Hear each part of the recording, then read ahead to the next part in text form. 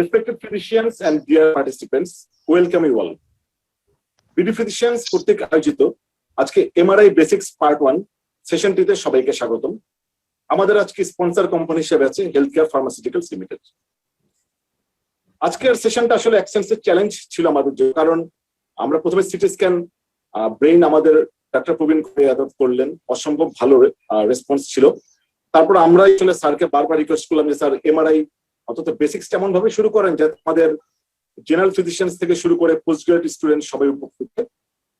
অবশেষে স্যার সম্মতি দিয়েছেন এবং আজকে আমাদের পার্ট 1 আমরা শুরু করতে যাচ্ছি। Doctor Praveen Kumar Yadav, senior consultant neurologist and assistant professor and also chairman আলেকজাম নিউরো ক্লিনিক।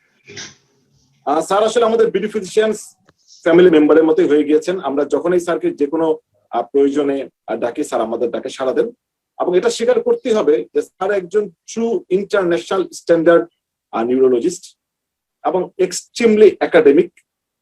এত ভালো একাডেমিক এবং ভালো লেকচার স্যার যে কটা দিয়েছেন এই জন্য স্যারের কাছে আমাদের কৃতজ্ঞতা এবং আশা করবো যে স্যারের এই আমাদের সাথে যে এডুকেশন প্রোগ্রাম যে সেশন এগুলো কন্টিনিউ থাকবে। আমি আর কথা না বাড়িয়ে আমাদের আজকের প্রেজেন্টার ডাক্তার প্রবীণ কুমার যাদব স্যারকে তার সেশনটি প্রেজেন্ট করার জন্য বিনীত অনুরোধ জানাচ্ছি। Thank you, Ehsan Khan, for your invitation and BD Physicians for providing me this opportunity. Today I will be presenting on MRI basics. As we all know, MRI is a very complicated subject. So covering the topic in 2 classes and also providing the basics is a bit difficult. So in this part of the presentation, I will be speaking about the basic principle of MRI, how the MRI is created and how the images are being processed. Then what are the basic sequences in the MRI? What is the use of the sequences? And also I'll try to touch upon ischemic stroke, because that is a very important topic. So ischemic stroke I will cover now, and rest of the disorders like bleed and demyelination, tumors, infections and all those things will be covered in the next session. So I'll share my slides now.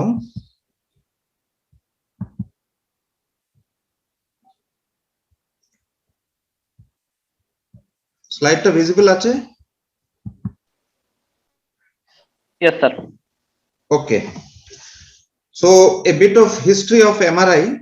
The first machine in the MRI was created in 1977 by Damadian, and 2003 the concepts of MRI become clear and the Nobel Prize was given to Lattenberg and Mansfield for the research in the principles of the MRI. So they were the men behind the MRI, and we still remember, like in our professors used to say, like in 1980 and 80, before the advent of CT scan in India, so that was basically clinical diagnosis. You'd localize and try to find out where the lesion is, and then we did not know because we did not have any imaging correlation. So in 1980s CT scan started, and after that in the late 90s, around 94 95 the MRI started, and then after that the localization of the lesion and the treatment of the patients and diagnosis became so easy. So the MRI has a very important role in treatment of neurological disorder. So what is the basic principle of MRI? As we all know, there are protons in the body. So the H1, that is the proton, is the most is the important molecule which is being targeted in the MRI. This is the most important element in nature, and it has a very large spin, hence it is easiest to detect. Each proton also has a magnetic field, so every proton acts like a magnet. So based on this principle, the MRI machine and the MRI images are being created. So these are the various hydrogen protons which are there in every part of the body, every tissue, be it brain, spine, or any organ or any part of the body. So these are disoriented randomly like this in the body. Now when a magnetic field is placed, the majority of the hydrogen atoms align in the direction of the field. So this is one important thing. You have a protons which are very small tiny magnets in the body. You place a strong magnetic field and this will align the protons to certain direction. After that, what they do is they place a radio frequency pulse. This radio frequency pulse creates an additional field and which causes the additional deviation of the protons. And then the radio frequency pulse is removed. And then the protons come back to the normal direction along the magnetic field. So the time the proton moves from the after the removal of the radio frequency pulse to the normal position, it gives out certain rays which are detected by the machine and which is interpreted as the images which we see. So that is the basic principle behind the MRI. Suppose if you can take this. These are soldiers which are lying in the floor and they are arranged randomly. So these are protons in the body. Now, when you apply a magnetic field, they get oriented like this. Like in a parade, we can see that everyone is oriented in a fixed posture and in a direction, and they are oriented in a coherent manner. So this thing occurs after a magnetic magnetic field which is created. So this is the random protons, and here you apply the magnetic field. So you can see the protons are randomly oriented, so they get oriented according to the magnetic field. Now what we do is a radio frequency pulse is applied. So the magnet which are oriented like this, the protons will be oriented towards the radio frequency pulse. You can see that it gets rotated like this. So here it is oriented like this. Now the radio frequency pulse is removed, so they go back to the normal position. So while going back to the normal position, they emit rays which are taken up and evaluated, and this is how the MRI images are being created. So it is quite technical. I am basically a general neurologist and a clinical neurologist. So the physics beyond this, it's practically it's not much useful in the clinical medicine. So this is the basic principle in a very simple fashion. The loss of the magnetization from the transverse plane occurs by two distinct relaxation processes, that is spin lattice and spin relaxation. Now we all know that there are T1 weighted images, T2 weighted images. So it depends upon the relaxation time. So it's called as TE and TR. So time to echo and time to relaxation. So based on the TE and TR, we get images which are called as the T1 images and the T2 images. Now the importance is that T1 images is for anatomical details and T2 is for pathological conditions. So if you want to know the anatomy, you will go for the T1 image, and if you want to study the pathological lesions, then you go for T2 weighted images. So you can again see here, this is T1 relaxation. So you are having a magnetic, you are having a longitudinal magnetization, and then you apply a radio frequency pulse, and the magnetization is lost, and then gradually the after application of the radio frequency pulse, once the pulse is removed, again the direction of the orientation of the protons becomes normal to the baseline. So that is application of the 90-degree radio frequency pulse causes a longitudinal magnetization to become zero. Over time, the longitudinal magnetization becomes 60% of the baseline. So that is called as T1 relaxation. So 67% of the baseline magnetization is T1 relaxation. And this is the T1 image. So you can look at this. So this is the T1 image, axial view. So in the T1 image, we look at the longitudinal magnetization. So the CSF is the darkest. So you can see this gives the darkest image. This is the white matter, which is the brightest, and this is the gray matter, which is in center. So if you look at this in the T1 weighted image, you will find the CSF is inside there. This is the ventricles. These are the lateral ventricles. You know that. So it is the darkest. So lateral ventricle is dark. Now these are the white matter tracts. And in the outer part, you are having the gray matter. So the gray matter is dark, but less dark compared to that of the CSF. And the white matter is white. So W for W, if the white matter is white and CSF is dark and the gray matter is gray, then it is T1 weighted image. So that is how you identify T1 weighted image. And T1 weighted image is best for identifying the anatomy of the brain. So whether there is any anatomical defects, whether there is any defect in the corpus callosum, any malformations, and all those things can be found out better in the T1 weighted image.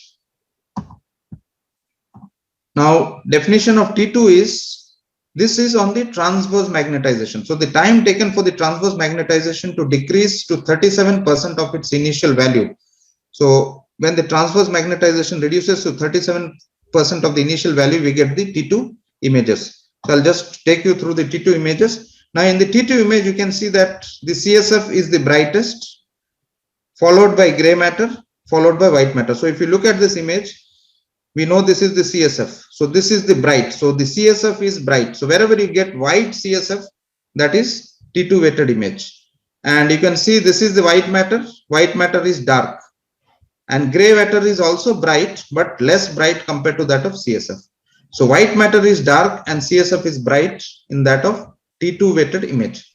So T2 weighted image is for all pathological lesions. For example, here you can see there is a hyper intensity here in the T2 axial view, because it is taken like this. I have told in the CT class, this is the axial view. So this is, you can see multiple lesions here. So it's a T2 weighted image. It is good for finding out the pathological things like stroke, demyelination, tumors, whatever it is. So T2 weighted image is used to define all lesions with a pathological.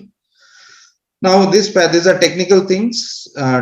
TE, that is what I told, time to echo, and TR is the time to relaxation. So short TE, that is producing minimal T2 weighting, and intermediate TR will result in T1 weighted image.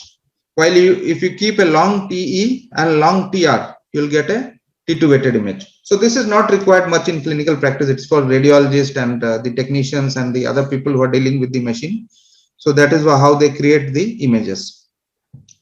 Now we should know that most of the lesions in the brain in the T1 weighted image are dark. So it is hypodense on T1. So all the lesions, be it edema, tumor, infection, inflammation, and all those things, hemorrhage in the hyperacute and the chronic stage. Now hemorrhage has a lot of stages. It has acute stage, it is a hyperacute stage, it has an acute stage, it has a subacute stage, and a chronic stage. So in various stages, it has different pictures in the T1 and T2. However, most of the other lesions you see dark on T1. So be it tumor, edema, infection, inflammation, hemorrhage in the hyperacute and chronic stage, calcifications, etc., all are dark on T1, except for few exceptions. So these are bright in the T1 weighted image. So if you see bright images in the T1, so this is likely to be blood in the subacute stage. So when you get a bleed, intracerebral hemorrhage, initially it will be dark because it is in the hyperacute stage and in the acute stage. When it goes into the subacute stage, you will get methemoglobin, which is a magnetic substance. So it will get a hyper signal in the T1. Fat and lipids. So if there is a lipoma, dermoid tumor, craniopharyngioma with lot of fat, etc., it is bright in the T1. Melanin, melanomas. So melanoma with metastasis in the brain, metastasis of melanoma, etc., may have bright signals. Manganese and copper. So any metal deposition in the brain, manganese deposition, copper deposition will show bright signal in the T1, especially in CLD patients. We know that in CLD there is manganese deposition in the brain. So that we can find out in the T1 weighted image, in which you can see there is hyperintensity. Proteins can also have T1 hyperintensity and contrast. So if you are doing a contrast study, it is always done in the T1. So T1 contrast will show bright images. So these are the features of bright images in T1, but we should remember that most of the lesions are dark on T1, while exceptions are blood in the methemoglobin stage, fat, lipid, and melanoma, that is melanin, and metals, manganese and copper. So these are the exceptions. Now coming to T2 weighted image, I've already shown T2, the CSF will be bright and the white matter will be dark and the gray matter will be gray. So all the pathological lesions are bright on T2 and all the pathological lesions are dark on T1. So that is the basic funda behind the MRI. So in T2, most of the lesions will be bright, like edema, tumor, infection, inflammation, subdural hematoma, and all those things. The exceptions are calcification, which is dark in T2, paramagnetic substance, like I mentioned, methemoglobin, which is bright in T1, so it is dark in T2, hemosiderin, melanin. So all those things which are dark in T1 will be bright in T1 will be dark in T2. Then protein-rich fluid and flavoid. So these are the few exceptions where you can get dark signals in the T2 weighted image. So this is a gradation which shows the summary of the lesions, how it appears. So if you look at the T1 weighted image, and this is a T2 weighted image. So this two I will cover now. So T1, we know that the CSF is dark. See, you can see the CSF is very dark. Similarly, all lesions like edema, tumor, etc. will be dark. So edema will be dark like this, but less dark compared to that of the CSF. Gray matter will be grayish, and white matter will be white. So that is T1. So white matter white, CSF dark, and gray matter gray. So that is T1. Now coming to T2, the brightest will be CSF. CSF will be bright. The white matter will be white, and the gray matter will be gray, but the CSF will be white. So that is T2 weighted image. I will tell what is flare later on after showing an image. So this is the basic. So you can look at this. This is T1 weighted image. This is T2 weighted image. And this is one derivative of T2. So this is a derivative of T2, which is called as flare. So flare is fluid attenuated inversion recovery sequence. So they have attenuated the fluid. It is a T2 image with attenuated fluid. So I'll tell you what is the difference. So T1, the CSF is dark, white matter is white, and gray matter, you can see this is the gray matter. So gray matter is gray. So if you see this image, it is T1. So it is for knowing the anatomy. Most of the lesions in the brain will be dark in T1, except if it is subacute blood, which will have methemoglobin. If it is metal like copper, manganese, if it is fat, if it is melanin. So these things will be bright. Otherwise, most of the things are dark. Now coming to, this is T2. So T2 is exactly opposite. This is dark. So here it is bright. CSF is bright. Now here it is white. Here it is dark. So white matter is dark. Gray matter is gray. And CSF is the brightest. So if you get a bright CSF, that is a T2 weighted image. And then the white matter is darker. Now what is the difference between T2 and flare? Now flare, as I already told, is a derivative from the T2 weighted image. So it's a T2 weighted image, but it is derived from T2, and there is some difference. So the difference is, you can look, the CSF here is white, here it is dark. So CSF becomes dark, the rest of the things are same. So the white matter is dark, here again the white matter is dark, and the gray matter is gray. So the only change between T2 and T2 flare is CSF becomes dark. So the CSF gets suppressed. So why should we suppress the CSF? The CSF has to be suppressed so that the periventricular lesions become more visible. So if you want to see the periventricular lesions better, so you will have to suppress the CSF. So that is why here the CSF is suppressed. Also the periphery lesions become more easier to find out. So for seeing the periphery of the brain properly and also seeing the periventricular area, the flare images has been made. So it is derived from the T2. So these are the three basic images which we use in MRI to look at the lesions. Now most of the lesions will be bright in T2, be it edema, tumor, etc., except for few exceptions like the blood, which I told in the subacute stage, it will be dark, calcification will be dark, and fat and all those things which are bright in the T1 will be dark in T2. Most of the other lesions will be bright in T2 weighted images. So these are the common views which I have already mentioned. So this is the axial view. Axial view, we cut the brain, these sections are taken like this axially. This is sagittal, in which from the center we take the section, and this is coronal, which is taken like this in a transverse manner. So these are the common views which we use, but however, there are a lot of modifications. Oblique views are also available. Now, unlike the CT scan, in the MRI, we describe the lesions in a different way. In CT, we say it's hyperdense, hypodense to the CSF. Here we say it is hyperintense. So the word is different from that in the CT scan. Here we use hyperintense, while in the CT scan it is hyperdense. So intense and dense. So that is the difference between a CT and a MRI when we describe the lesions, comparing it to the CSF or the white matter or the gray matter. Now these are the uses of the scan. So T1 weighted image is for blood, fat containing structures, and the anatomical details. As we all know, fat will be bright in the T1, and also subacute blood will be bright. So methemoglobin will be there. So this can be detected easily in the T1 weighted images. T2 is for edema, demyelination, infarction, chronic bleeds, etc. And flare is basically for the periventricular lesions, that is for demyelination and all those things, and periventricular lesions as well as edema. So if there is edema also around the ventricles, it will be more clearly visible in the flare images. So this is the basic utility of the images. Now coming to another important sequence, it is called as diffusion sequence. So the concept of diffusion sequence is that whenever you are having random molecules, so there is Brownian motion between the molecules. So this is uninhibited. However, in the cells, you can see there are cell membranes and all those things, so which are adhering the cells together. So because of that, the molecule, the movement of the molecule becomes restricted. So whenever there is tightly packed cells or wherever there is cytotoxic edema, the molecular movement, the Brownian motion of the movement of the molecules will be restricted and they will be confined to one space. So that is the basis of diffusion weighted image. So diffusion weighted image will try to find out where the diffusion of the molecules are reduced, and that will give us an idea regarding whether there is any cytotoxic edema, which is seen in infarction and various other conditions, or whether there is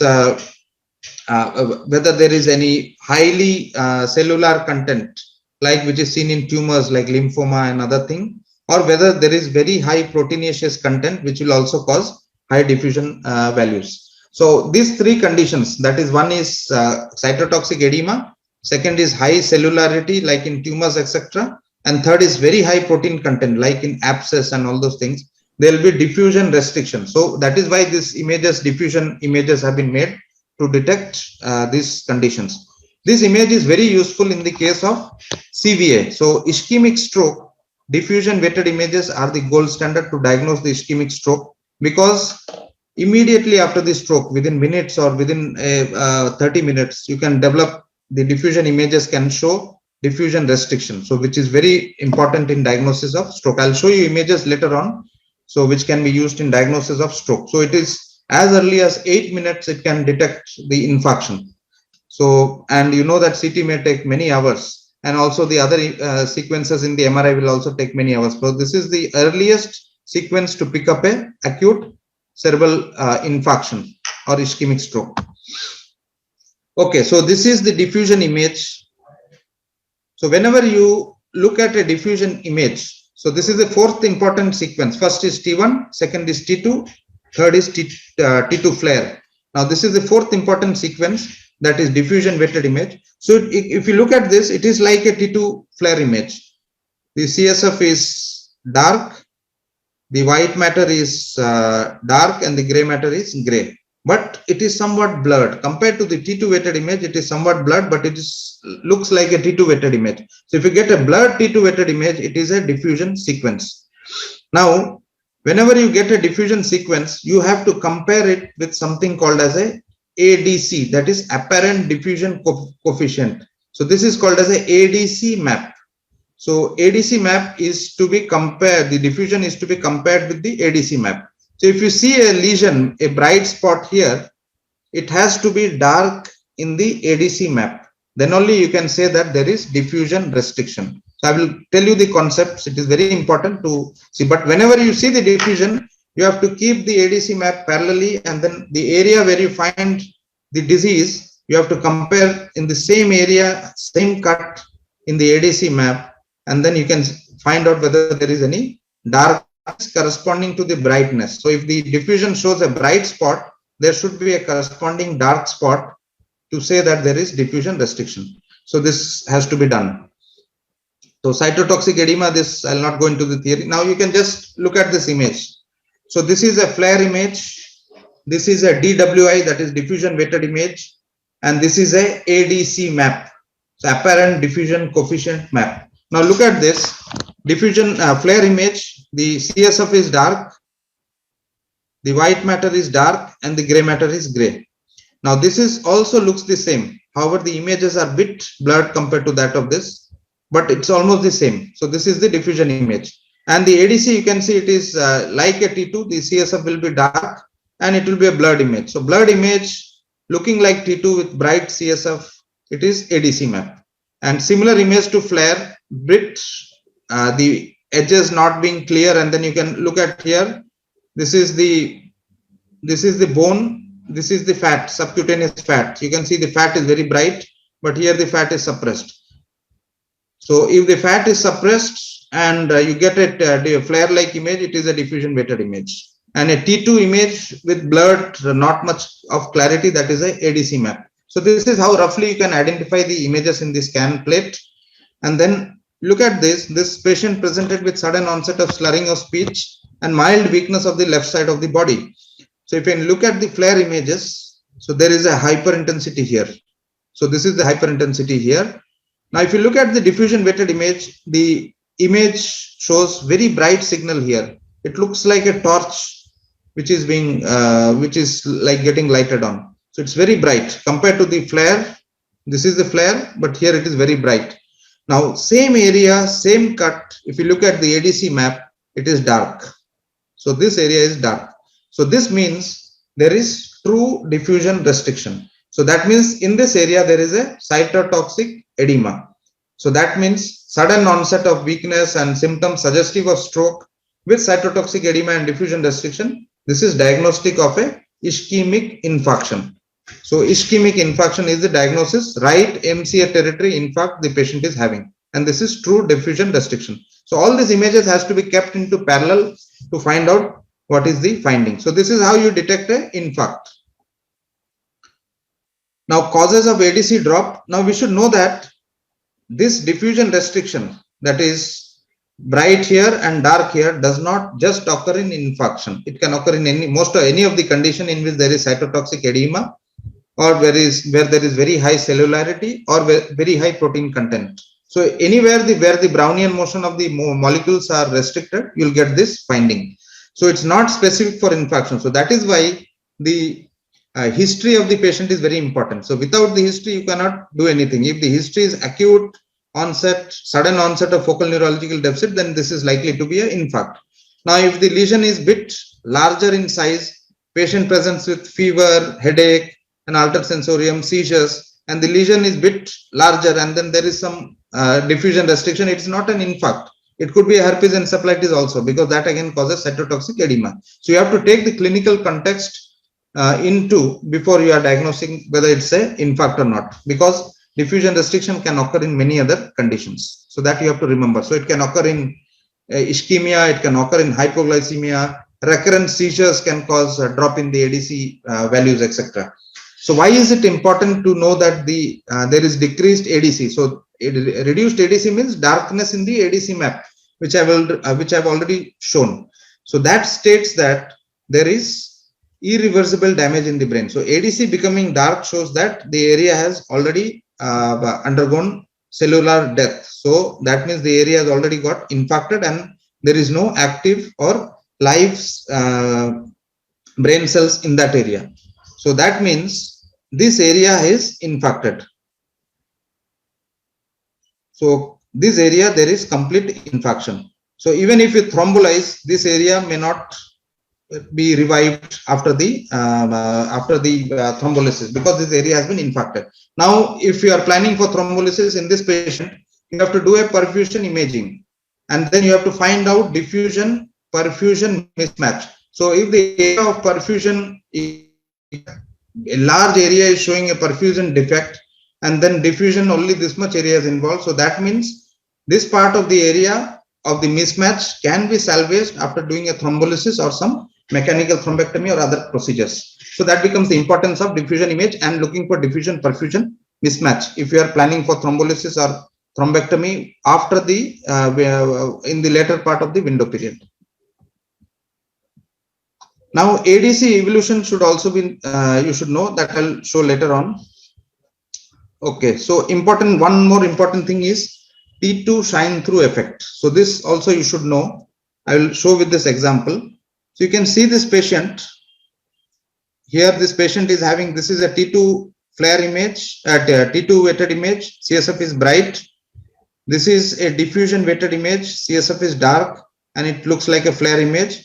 And this is the ADC map. You can see the ADC is very blurred image. And then you can have this pattern outside, which again helps you to recognize. So it will be a blurred image looking like T2. So this is T2, this is ADC, this is diffusion. Now, again, if you look at this spot is bright in the T2 and it is more brighter in the diffusion weighted image. But if you look at the ADC map, there is no corresponding darkness. So it is not dark here. So that means this is not a true diffusion restriction. So you cannot say this is a diffusion restriction. This phenomena is called as T2 shine through. So that means through the T2, the shining effects occur and which gives rise to this bright signal. But however, this is not a true diffusion restriction. So that means it is not a true cytotoxic edema. So this cannot be commented as an acute infarct. So this could be a subacute or an old infarct also.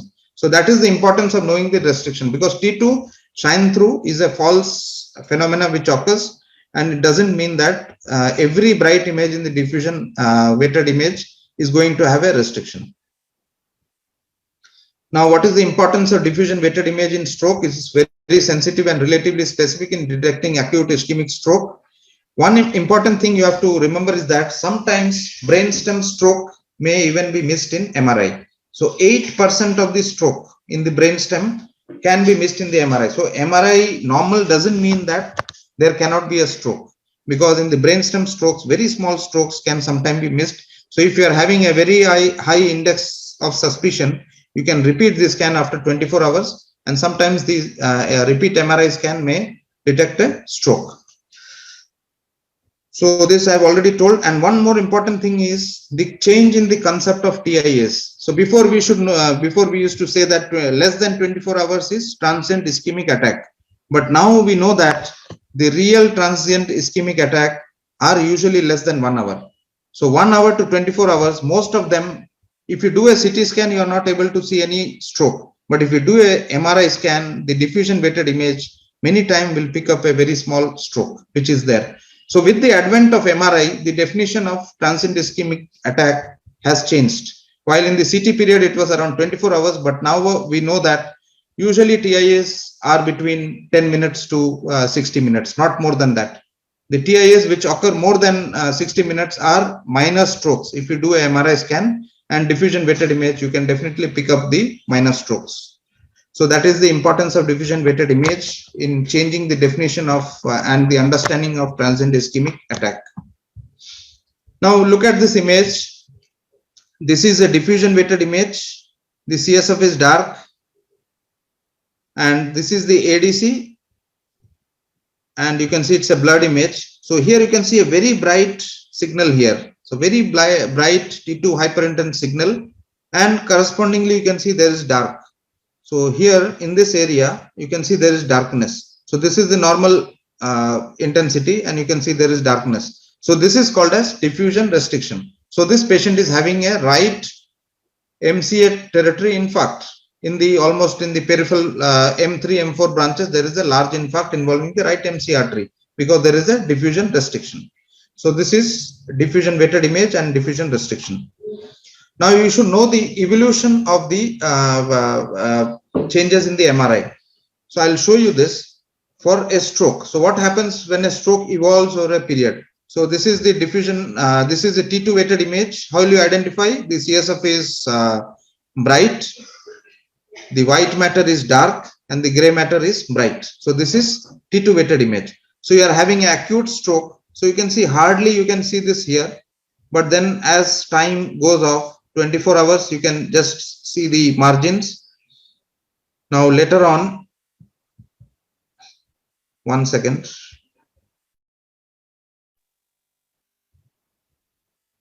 Later on, that is around 1 week, this becomes more bright, and then more chronic, it becomes darker. So the darker the image, the more chronic the infarct is. Now, if you look at the diffusion image, initially that is acute stroke, you can see there is it's bright. 24 hours, it beautifully evolves, the margins are clear, and then it becomes a bit dark, and after that, later on, it becomes still darker. So that means the diffusion images are maximum initially, and then it gradually becomes dark, while the T2 images are do not show the lesion initially, and then it becomes darker later on. The ADC, if you carefully look, here this is the diffusion area, and then you can see there is darkness here. So this is ADC, there is diffusion restriction. Similarly, here there is diffusion bright. Here there is ADC dark. You can see this darkness in this area. This is ADC darkness. This is bright in the diffusion, and here ADC is again dark. Now later on, it becomes brighter.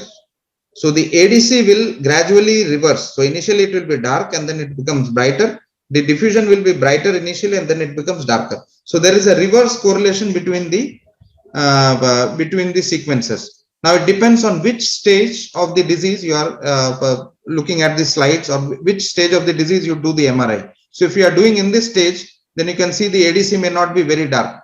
So with that, you can say that, oh, it is not a very acute infarct, it's a subacute infarct. Or if you see that the ADC is very bright and diffusion is also less brighter, then you can say it's a subacute to chronic infarct. So with this sequences, you can definitely find out how old the infarct is and what was the extent of the infarct. So that this chronology of the change you should keep in your mind when you are reading the MRI scan. So what is the clinical application of diffusion restriction? Now I have already told diffusion restriction, most important is acute ischemic stroke. So it is the gold standard. Now acute stroke from chronic stroke. When you do a CT scan, sometimes you see multiple small strokes are there, but you do not know which is the newer one, which is the older one. So that is the advantage of MRI. If you can do the diffusion image, you can definitely find out within multiple strokes which is the new stroke, what is the age of the stroke. All those things can be found out. Differentiation of acute stroke from other stroke mimics. Sometimes demyelination can also look like a stroke. There may be Todd's palsy, which may be looking like a stroke. Migraine can present with hemiplegic migraines. So Todd's palsy, migraine, demyelination, and the conversion disorder. So these are the four important mimics which can present with a stroke-like presentation. And subdural hematoma. Rarely it can also present with a stroke-like presentation. So this differential diagnosis can be ruled out by doing the diffusion images, which can exactly find out what it is. There are certain cysts like epidermoid cyst, which may show diffusion restriction. So from the differentiation of epidermoid cyst from arachnoid cyst, you can use it. Differentiation of abscess from necrotic tumors. So if it's an abscess, there is huge amount of protein there, so there is diffusion restriction. While in necrotic tumors, which may look like abscess in the CT scan, there will be no diffusion restriction. So you can differentiate abscess from a necrotic tumor. The slow virus disease, the Creutzfeldt-Jakob disease, there is classical cytotoxic edema. So diffusion weighted image will show the classical signs, which we call as the cortical ribbon sign, and also the insular sign and the pulvinar sign, etc., which are classical for Creutzfeldt-Jakob disease. Then herpes encephalitis. Herpes encephalitis can also present with diffusion restriction because of the cytotoxic edema. So if you get a fever, headache, focal neurological deficit, seizures, etc., neck stiffness, CSF is showing pleocytosis, and then you see involvement of the temporal lobe with a lot of hemorrhages and diffusion restriction, it is likely to a herpetic encephalitis. So it helps in the diagnosis. Diffuse axonal injury. So if patient has a severe trauma, head injury, and then if you do the MRI scan, you see there is multiple spots of diffusion restriction. It is like called as diffuse axonal injury. So it says that the prognosis is very bad.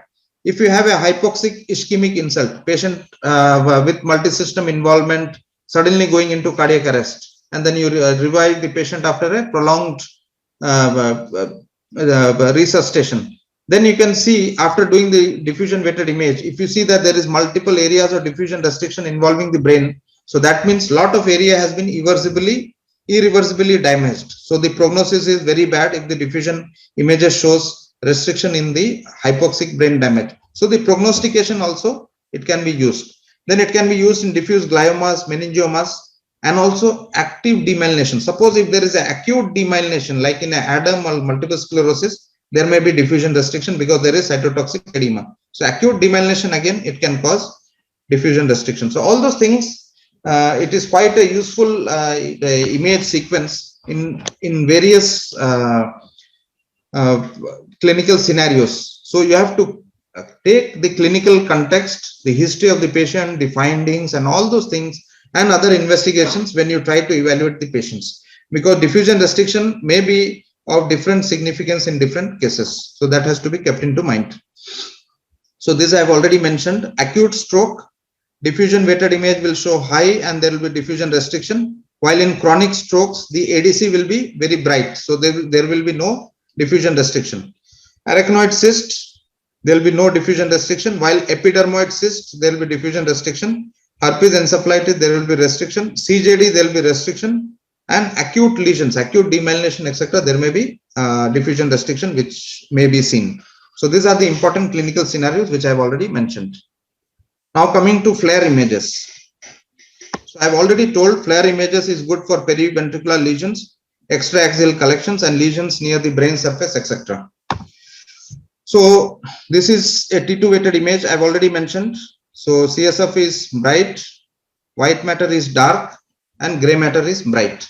Now if you make the CSF dark here, then you get a T2 FLAIR image. So this is the FLAIR image. The same image with the white matter dark, gray matter gray, gray matter will be bright and white matter will be dark, and then CSF is dark. So that is T2 FLAIR image, and this is a T2 image. So what is the use? I've already mentioned periventricular diseases. Then perinatal HI, it is useful in evaluation of gliomatosis cerebri, evaluation of extraaxial mass, it is quite useful, evaluation of subarachnoid hemorrhage, mesial temporal sclerosis. All these conditions T2 FLAIR images are having an advantage. So I'll just show you an example. Suppose you take this image. This is a T2 weighted image. You can see this is the CSF, which is quite bright. The white matter is dark and the gray matter is gray and the CSF is bright. So this is T2. And in the FLAIR, we know that the CSF is dark and it is, the sequences are same, but the CSF is dark. So this is FLAIR image. Now, if you look at this, you can see there are multiple bright spots here. But if you look at this image, it is hardly visible. We cannot make out where the spots are. Maybe there is some spot here, but it's not very much visible. So once you suppress the CSF outside, this interface becomes very clear. So you can clearly make out the lesion here. So these are ischemic embolic strokes. So if you can suppress the outside CSF, the lesions on the outer surface becomes very clear, like subdural hematoma, then subarachnoid bleeds. This may be clearly visualized. Extraaxial tumors may be visualized, and also periventricular lesions. For example, here, if you are having a periventricular lesion in this area, this will be more visible in the FLAIR image compared to that in the T2 image, because the CSF is very bright here, so it's not, the interface is not clear. But here there will be a drastic change in the interface, so you can pick up periventricular lesions quite well. So that is the basic advantage of T2 FLAIR image. So I have already mentioned about the basic images. Once again to revise: T1 image, T2 image, FLAIR image, and diffusion weighted image, and ADC map. So these 5 sequences we have already discussed. So T1, the CSF will be dark, white matter will be bright, and gray matter will be gray. T2, the CSF will be bright. So if you see a bright CSF, it is T2 weighted image.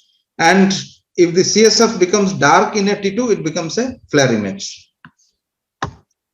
Now let us go to one more image, which is called as a GRE. So that is a gradient recalled echo sequence. So why should we have more images to find out something? So the importance of this sequence is to find out blood. So the most important advantage is to find out blood. So wherever you want to find out blood, microbleeds, etc., so gradient echo becomes the sequence of choice. So look at this image. So this is a FLAIR image. You can see the CSF is dark, and then the white matter is dark and the gray matter is gray. So it's FLAIR image, T2 FLAIR. You can see there is a lesion here, bright lesion in the right parieto-occipital region.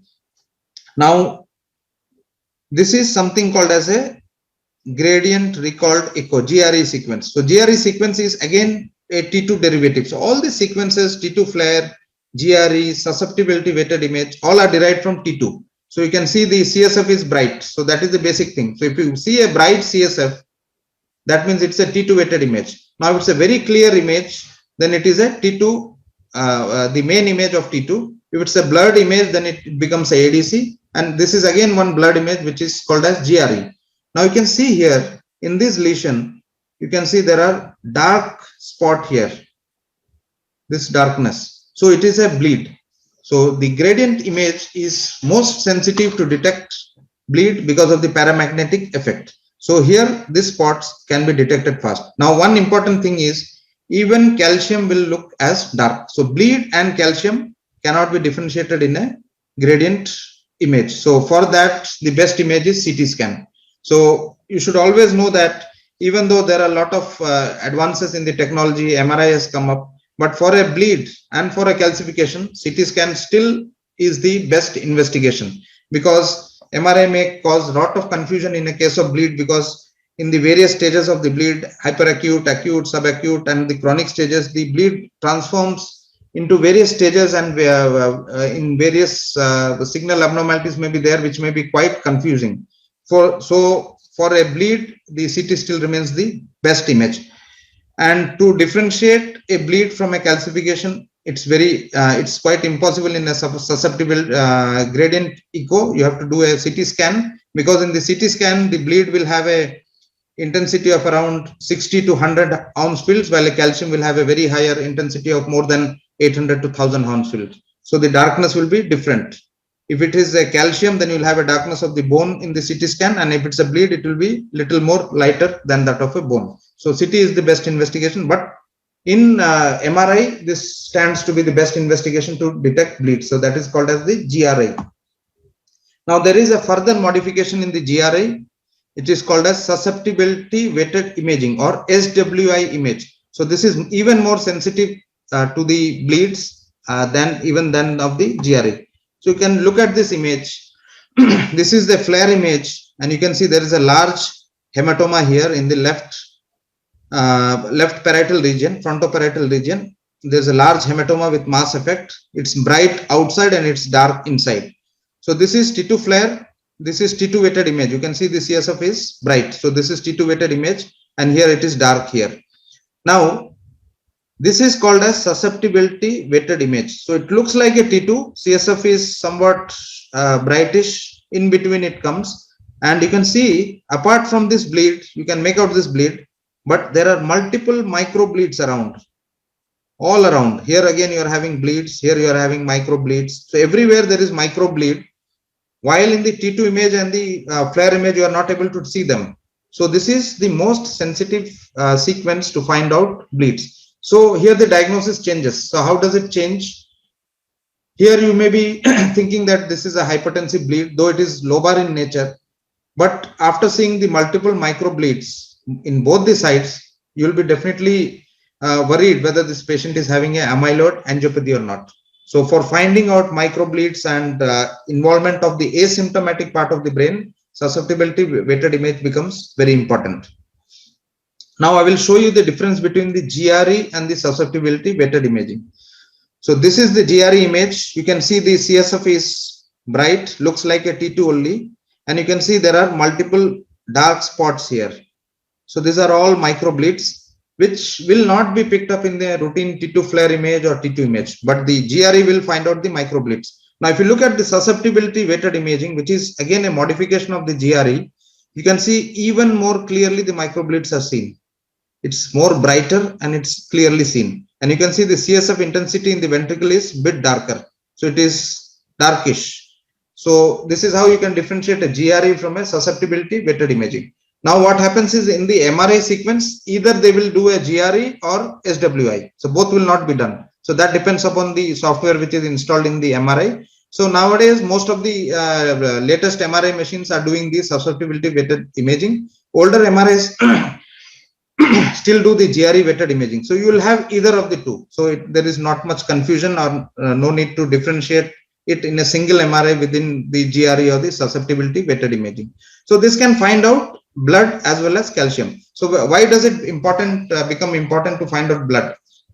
First is to find out intercerebral hemorrhages. Second is to find out microbleeds, which may be seen in hypertension, amyloid angiopathy, vasculitis, infective endocarditis, hypertensive encephalopathy, etc. Microbleeds are seen. So this things may help us in further fine tuning our diagnosis in certain conditions. So microbleeds may be very important, especially patient coming with headache, stroke-like attacks. If you get multiple microbleeds, then you think as this may be a case of CNS vasculitis. So all those things are quite important. Now coming to contrast enhanced MRI. So like in CT scan, which I have mentioned, contrast enhanced MRI is important to find out conditions which affect the blood-brain barrier. For example, in cases of infection, meningitis or abscesses or tumors, all these conditions, the blood-brain barrier is affected, and then you can get contrast enhancement. Even in stroke, acute stroke in the subacute and the chronic stage, you may get contrast enhancement in a gyriform pattern in the stroke. So these are the various causes. Now, the most important thing when you get contrast enhancement is the pattern of the contrast enhancement.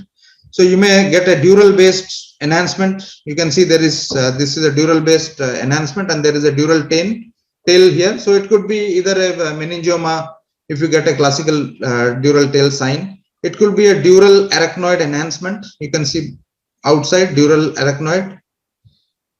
It could be a pial arachnoid enhancement. It could be a gyral enhancement. You may get a ring enhancement like we see in tuberculosis, neurocystic cirrhosis, abscesses, etc. You may get a smooth ring which may be there, or you may be getting an irregular ring. So irregular ring, you should be suspecting a malignancy, while smooth ring, it is likely to be an abscess and all those things. An irregular ring could be a tuberculosis also if there is conglomeration of the lesions. So these patterns of enhancement can help us in diagnosing the conditions. You may get a mural nodule, cerebellar cyst with mural nodule. It could be a pilocytic astrocytoma and all those tumors which can present with mural nodule. You can get a classical open ring sign, which could be suggestive of a demyelinating disorder. It may be pointing towards the ventricle if it's an abscess, and it may be pointing outwards if it's a demyelinating disorder. So all those things are there, and you may get a periventricular enhancement. So all these enhancement patterns can suggest various forms of disorders. So this will be dealing in the next class in the pathological cases. So to summarize, these are the various common MRI images: T1 weighted image, T2 weighted image. Then I told about the diffusion weighted image, ADC map, then T2 flare images, and susceptibility weighted images. So these are the common images which we use in our clinical practice, day-to-day practice, and contrast images wherever required. So contrast you should be doing whenever you are suspecting infection, tumors, abscesses, meningitis, meningoencephalitis, all those things you should be trying to do a MRI with contrast. Demyelinating disorders, again, it may be quite useful. Now coming to few specific sequences which we may not do always. So it's not done routinely, only in selected cases and conditions you can do this images. So this is one is MR spectroscopy. So spectroscopy is basically a chemical analysis of the brain. So brain has various chemicals in the brain, and this can be studied through the MRI, and you can find out the relative composition of the chemicals and the distribution of the chemicals. So these are the various chemicals which can be studied: myoinositol, choline, creatine, and you are having glycine and the Na, that is N-acetyl aspartate. So all these things are there. There is a particular ratio and values of these chemicals. So these are like choline is a membrane marker, energy marker is creatine, glutamate is a neurotransmitter marker, and then a neuronal marker is Na. So wherever there is chronic neuronal loss like Alzheimer's and multiple sclerosis, etc., the Na becomes less. If there is a increased cell turnover, like in malignancies, etc., the choline will increase and the creatine will reduce. So the choline creatine ratio gets altered. And myoinositol is again a glial cell marker. So if there is glial cell injury and all, the myoinositol levels become less. So based on these levels, you can come to certain diagnosis. So it should be done in cases where it is indicated. So this is it. The Na peak, you can see the Na peak is here. This is the creatine peak. This is the choline peak. And then you are having the lipid and the lactate peak, which is quite useful. Lipid and lactate, especially in tuberculomas and the abscesses, etc. There is increase in the lipid and lactate peak. And also in mitochondrial disorders, in which you get the lactate peak. The double lactate peak may be there, which is seen in mitochondrial disorders. So normally there is an angle like this. You can see Na is the highest, followed by creatine and then choline. So this angle, this is called as the Hunter's angle. So usually if there is an abnormality, the angle gets altered, and then you look at the various patterns and see what sort of disorder the patient is suffering. So if there is a increased choline creatine peak, then you think of a malignancy. If you think slightly increased choline creatine peak and then choline Na peak is normal, Na and myoinositol peak is normal, then you think of a demyelinating disorder. If you see there is an increase in these amino acid peak and all those things, then you think of a pyogenic abscess. If it's a tubercular abscess, then you'll have a lipid lactate peak, which is increased. If you're having a fungal abscess, then you'll get a trehalose peak, which may be high. So in the abscesses, whether it is a bacterial abscess, whether it's a pyogenic abscess, or it's a tubercular abscess or a fungal abscess, so the MR spectroscopy may be quite useful. Whether it's a malignant, whether it's a malignancy or some demyelination or some other sort of benign lesion, this may be quite useful. Whether it's a metastasis or a malignancy, this may be quite useful. So and also inborn errors of metabolism. Certain inborn errors of metabolism like Canavans, etc., may have certain patterns which can be detected by doing the MR spectroscopy. So these are the basic use: tumor, masses, metabolic disorders, brain abscesses, types, etc. So such patients, you have to do the spectroscopy, and then this may give you additional benefit. So it's not used in all the cases. Now, diffusion tensor imaging, this is again even not routinely used. Spectroscopy we do quite frequently in certain cases, but diffusion tensor imaging is a high level investigation, which is usually done for finding out the white matter tracts. So it's an application of the diffusion imaging, and then which assesses the diffusion in 6 different directions, and they use various 3D protocols to map the white matter tracts, and then they give them a color either as red, green, and blue. So red indicates from right to left the white matter tracts are flowing, green from the anterior to posterior, and blue from superior to inferior. So what is the use? To find out the spread of the white matter tracts. Suppose there are lesions which are involving the brain, so how close it is to the white matter tract, so that you can find out whether if you're planning to operate a lesion, then you can find out how close the white matter tracts are going, so that you can predict that there may be some focal neurological deficit after the surgery and all. So that for pre-surgical planning, it can be quite useful. So this is the diffusion tensor imaging. You can see there is green, red, and blue markations are being given. So these are all the white matter tracts which are being, which is traveling throughout the brain. So if there is any lesion here, you can find out how close it is to the white matter tract, how much of the lesion to resect, what will be the focal neurological deficit if you are going to operate this tumor, etc. So all those things can be found out by using the diffusion tensor imaging. So this I've already mentioned. Now, perfusion imaging is there, like in CT perfusion, we are having MR perfusion. This is to find out the vascularity of the lesions. So I've already mentioned that in a stroke, suppose you are having a stroke and then there is occlusion of the blood vessel. To know how much part of the brain has infarcted, you will do the diffusion weighted image. So that will tell you how much part of the brain has infarcted. Now, to know how much part of the brain is salvageable or what area is at risk, you have to do the perfusion imaging. And that will tell you what is the difference between the diffusion weighted image and the perfusion image, will tell you how much part of the brain can be salvaged. So if it's a large area, definitely you can go with intervention and further management. And neoplasms also, perfusion imaging will tell us what type of neoplasm it is, whether it's a metastasis, diffuse astrocytoma, differentiate between the tumors, etc. So all these things can be used. Now, last sequence is functional MRI. So this is not done in routine centers, and it is only done in centers where they do epilepsy surgeries and various sort of tumor surgeries, etc. This is for pre-surgical planning and to localize the eloquent areas of the brain. For example, and a special technology, that is the bold imaging, is used. So blood oxygen, deoxygenated blood, they are examining through various sequences, and that is used to find out the functional imaging. So this is to map the brain to identify these critical functions like speaking, moving, sensing, and planning, etc. And it is used to plan surgery and radiation therapy of the brain. For example, you can you look at this lesion in the left frontoparietal region. There is a large lesion, hypodense lesion, T1 weighted image, hypodense lesion, which mass effect. Now what they do is they do the MRI, and they make the patient speak, and various activities are done, finger tapping exercise done, and then the blood deoxygenated hemoglobin in the blood is checked through this functional MRI, and you can see these areas of the brain are active while speaking, while finger tapping, while doing the MRI. When the patient does finger tapping, you can see this area is involved, and while listening, these areas are there. So with this, you can find out this. Even if you are planning for surgery, this areas is going to get spared. So it's not going to affect the function of the patient much. So that is the use of functional MRI. It will tell you which all part of the brain the functions have been spread and what is the relationship to the tumor and all those things for planning the surgery and other treatment of the patient. So to summarize, T1 weighted, T2 weighted, FLAIR, GRE, PD proton density is not much important, and along with that you are having diffusion weighted image, ADC map, and GRE. There is a newer sequence which I have already mentioned, that is susceptibility weighted imaging.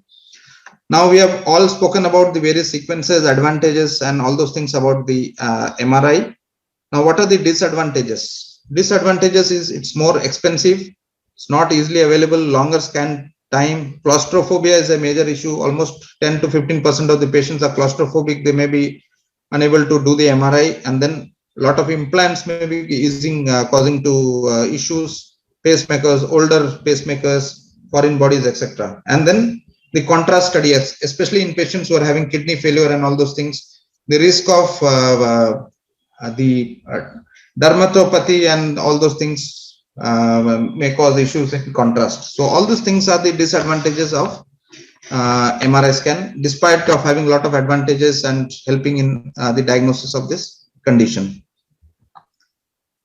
So Ehsan, should I proceed or can I stop now, because infarction is there? I think you can stop for this day. Okay, because we have already crossed 1 hour, I guess. Thank you very much for your extraordinary presentation. আমার কাছে অনেকটা বীরেন্দ্র সেহবাগ, সচিন টেন্ডুলকার আর বিরাট কোহলির তিনজনের batting কে যদি একসাথে combination করে যে উপমা দেওয়া যায়, সেরকম কিছু একটা উপমা দেওয়ার আমার ইচ্ছা হয়েছিল, কিন্তু এই তিনজনের ব্যাটিং কে এক করে উপমা দেওয়ার সাধ্য আসলে আমার নেই। আজকে স্যার বেশি কোশ্চেন নিব না, আমি স্যার কিছু খুব বেসিক কোশ্চেন নিচ্ছি। স্যার প্রথম কথা, আমরা যেমন তো অ্যাডভাইস লিখে দিই এমআরআই ব্রেন, তো আপনি তো স্যার বিভিন্ন ইমেজের কথা বললেন, যেমন T1, T2, GRE, FLAIR, PD। আমি কি স্যার এরকম আমি কি মেনশন করে দিতে হবে যে এমআরআই ব্রেন আর T1, MRI brain T2, MRI brain GRE, এরকম কি স্যার মেনশন করে দেওয়ার কোনো ব্যাপার আছে, বা কখন কোনটা করতে দিব এরকম? No. When see MRI, whenever you are prescribing MRI, you have to just write few basic things. One is MRI brain plane, so that you have to say. If it's a plain MRI, you say MRI brain plane. So in that you will get T1 image, T2 image, T2 FLAIR, susceptibility weighted imaging, diffusion, and ADC. So this comes with the MRI, basic MRI. So you need not prescribe the sequences. Now if you want a contrast MRI, you will say MRI brain plane plus contrast. So that is for contrast MRI. Now if you want some additional sequence, like if you want a MR spectroscopy or diffusion tensor imaging, then you have to specify MR spectroscopy and tensor imaging also, if you are needing. But otherwise you have to mention whether it's plane or contrast. So that is the only thing which is required. Sir, একজন লিখেছেন যে sometimes it's difficult to distinguish between T1 and FLAIR. Yeah, that is there. But if you look at the white matter, in T1 weighted, white matter will be bright, while in FLAIR images, the white matter will be dark. So with that, you can definitely find out. And FLAIR will be a very bright image, while T1 image will be something like a blood. It will not be very bright. Thank you, sir. Next question. For which areas of body MRI is best or gold standard? See, MRI is now used in most of the organs. Like in brain, it is quite useful. Orbit, it is quite useful, which we use in neurology. Spinal cord, it is the investigation of choice for all lumbar disc disease, spinal cord tumors, and all those things, tuberculomas, and all those things. MRI is the best. Where you need to know about the bony structure or some calcium related thing, then you should know that CT scan is the best investigation. Apart from that, MRI will be good in all the organs. Cardiac MRI is again very good. So muscle MRI is coming up. So in neurology, what we use is MRI brain, MRI orbit, and MRI spinal cord, and MRI muscle. And MR neurography is also coming for the nerves. So that is again a new field which is coming up. So, and then soft tissue injuries in orthopedics, if you are having a ligament injury, sprains and all those things, so CT scan is not going to pick the injury. So all the ligamental injuries, etc., if your MRI will be the investigation of choice. Regarding abdomen and other things, I am not very sure because we do not use it in our field. Yeah. The next question: different features of benign and malignant CNS tumor in MRI.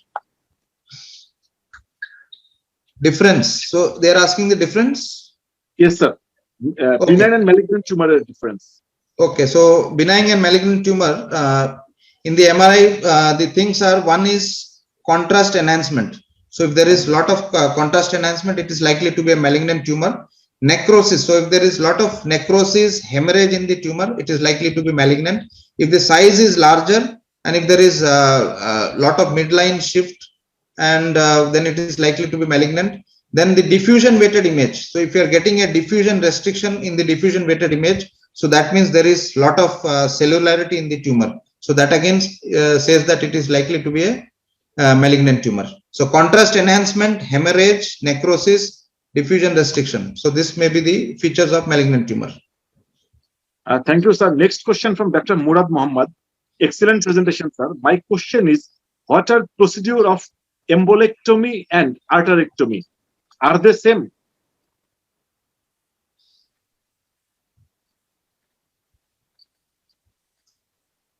Okay, so end arterectomy, what you are meaning is, if you are having a carotid stenosis. So if you are having a carotid stenosis, then if the stenosis is more than 50% and less than 99%, so 50% symptomatic stenosis or asymptomatic stenosis 70 to 99%. So if you are having such stenosis in the carotid and if you are getting stroke due to the carotid stenosis, then you will do the carotid endarterectomy, that is opening the artery and then removing the stenosis and then reuniting the artery. So that is a surgical procedure. So that is carotid endarterectomy. Carotid stenting can also be done in selected cases. Embolectomy, in neurology, there is nothing called embolectomy. So embolectomy means if there is embolus, you have to remove. So what you can call it is a thrombectomy. So what we call it is thrombectomy. Suppose there is a occlusion involving the middle cerebral artery or the internal carotid artery. So if you are getting a tight occlusion, then you can do an angiogram and distal subtraction angiogram, and then through a stent and catheters and all, you can remove the embolus. So that is called as a thrombectomy. So there is nothing called embolectomy for us. So thrombectomy and endarterectomy. Thank you, sir. অনেক question আসছে, আমি আর দুটো question নিব। Dr. Muhammad Alamin, very good question, I think. Difference between primary and secondary CNS tumor. ব্র্যাকেটে আবার উল্লেখ করেছেন, when we don't know primary tumor yet. Okay, so that is a good question. Now, if it is a primary brain tumor, then definitely you can find out depending upon the location of the tumor, the size of the tumor and all those things. If it's a secondary brain tumor, it becomes very difficult. So you are speaking about metastasis. So usually the metastatic lesions will be in the gray-white junction because most of them spread by the hematogenous spread. So it will be occurring in the gray-white junction, and there will be a lot of edema. Even if the lesion is very small, there will be a lot of edema and hemorrhage. So hemorrhage may also be there. So these three things can be used, and then MR spectroscopy can be very useful in such patients. So if you want to know a primary and secondary, you can do the MR spectroscopy in which certain findings are there, which may definitely tell us whether it's a primary tumor or a secondary tumor. Sir, last question নিচ্ছি, আরো বেশ কিছু question আছে। আমি sir এটাই last question, আমরা next সেশনে sir আরো বেশি কোশ্চেন নিব। From Nazmul Hussain, sir, what's about functional MRI? Before surgery, how we decide its functions recurs again?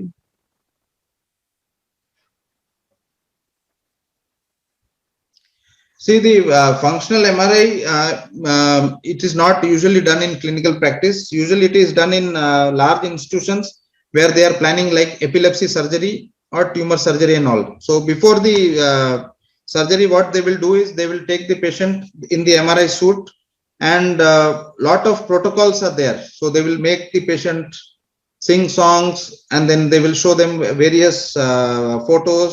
They will do them physical activities like tapping, especially from the arms, in the upper limb and the lower limb. So with this, they will try to find out which all areas of the brain are eloquent. So eloquent means the area of the brain which are having crucial function, like our speech, memory, the language processing areas, the arm areas, the lower limb areas. So these are the eloquent areas. So they will map out the eloquent areas and then see how the lesion which is going to be resected is related to the eloquent area. So this will tell us, this will tell them whether the lesion can be resected or not. Suppose if the area is directly in the hand area, so then it becomes quite difficult to resect the lesion. So that is the use of functional MRI in planning the treatment of the patient, especially in epilepsy patients and the tumor surgery, etc. Thank you very much sir. আমরা আশা করছি খুব শীঘ্রই আমরা second part পাবো। আমি চাচ্ছি sir আজকের সেশনটি আপনি কনক্লুড করেন, আপনার যদি কোনো টেক হোম মেসেজ থাকে বা আপনি আরো কিছু বলতে চান। আমি লাস্ট কনক্লুড করছি on the heart of BD physicians. আপনাকে থ্যাঙ্কস, এন্ড আমাদের আজকের sponsor company health care pharmaceuticals কেও ধন্যবাদ জানাচ্ছি প্রোগ্রামটি স্পন্সর করার জন্য। Sir, over to you. Thank you for your patient listening and the questions. Hopefully we can take more questions. Now in MRI, I would like to tell you that is, you should see more and more MRI scans, because once you see many MRI scans, then you can see the various differences. So just by reading the theory, it becomes very difficult. So you have to make sure that you see at least those who are in the neurology residents and all, they should see at least 5 to 10 scans every day, so that they can find out the different sequences, and with practice only you can learn. So unless you see the scans and then repeat it again and again, you will never learn the flow, which is T1, which is T2 and all. So basic thing is, first you find out the T1 and then the T2 images, and then look at the T2 flare. So these are the three basic images, and then you go for the diffusion image, ADC, and the susceptibility weighted image. So these 6 images will give you almost the complete MRI, and if there is contrast, you have to try to identify the contrast image and study that only. And then you should go systematically. So MRI should be highly systematic. First look at the T2 and T1 and then the T2, and then compare and see what is the lesion in T1, what is the lesion in T2, whether it is diffusion restricting or not, whether there is true diffusion restriction or not, whether there is contrast enhancement or not, whether there is hemorrhage or not. So with these points, if you can tabulate and find out, so T1 hypo, T2 hyper, diffusion restricting, non-contrast enhancing, no hemorrhage. So these things will give you the clue. So you have to be highly systematic and go in these sequences. You should not hurry to come to a diagnosis. See all the sequences and interpret the data, and then only finally you can give a set of diagnosis or differential diagnosis. So the practice is the key in MRI. So you have to practice it again and again. Sir, thank you very much sir. আমাদের presentation আজকের মতো এখানে সমাপ্ত ঘোষণা করছি।